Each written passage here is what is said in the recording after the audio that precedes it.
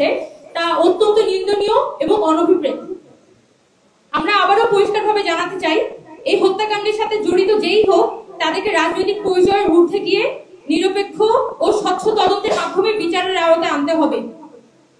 যেহেতু ক্যাম্পাসের একজন শিক্ষার্থী হত্যার মতো গুরুতর অপরাধ সংঘটিত হয়েছে, তাই প্রত্যক্ষ ও পরোক্ষভাবে উপস্থিত সকলকে তারা যে সংগঠনই হোক তদন্তের আওতায় আনাটা আবশ্যক।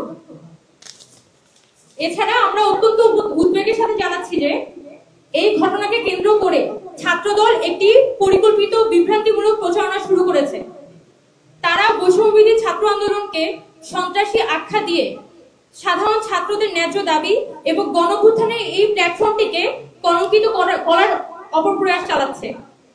এই অপপ্রয়াস আমরা ঘৃণাভরে প্রত্যাখ্যান করি। আমরা স্পষ্ট করে জানাতে চাই, গণতান্ত্রিক ছাত্র সংগ্রামকে সন্ত্রাস আখ্যা দিয়ে যারা দমন করতে চায় তারা প্রকৃত অর্থে সহিংসতার পৃষ্ঠপোষক। এই হত্যাকাণ্ডের প্রকৃত অপরাধীদের চিহ্নিত করে বিচার করতে হবে এবং একই সাথে এটাও নিশ্চিত করতে হবে যেন এই নিরীহ শিক্ষার্থীদের রাজনৈতিক প্রতিহিংসা বা মিডিয়া ট্রায়ালের শিকার হতে না হয়।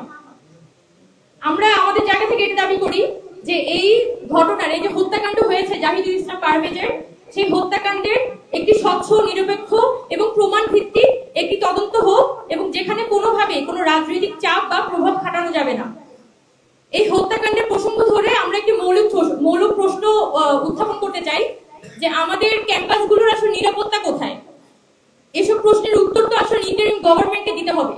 যে একটা গণঅভ্যুত্থান পরবর্তী সময়ে আমাদের একটা বিশ্ববিদ্যালয়ের সামনে কিভাবে করে সেই বিশ্ববিদ্যালয়ের শিক্ষার্থীকে কুপিয়ে মারা যায়, এবং আমরা এসব প্রশ্নের উত্তর খোঁজার জন্য যেমন মাঠে ছিলাম, এখনো পর্যন্ত আমরা মাঠে আছি এবং আগামীতেও থাকবো।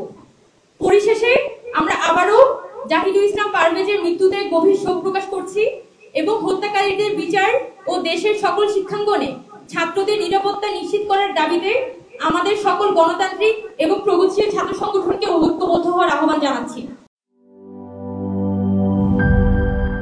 বান্ডেল থাকলে প্রতি সেনমানিতে টাকা বাঁচবে।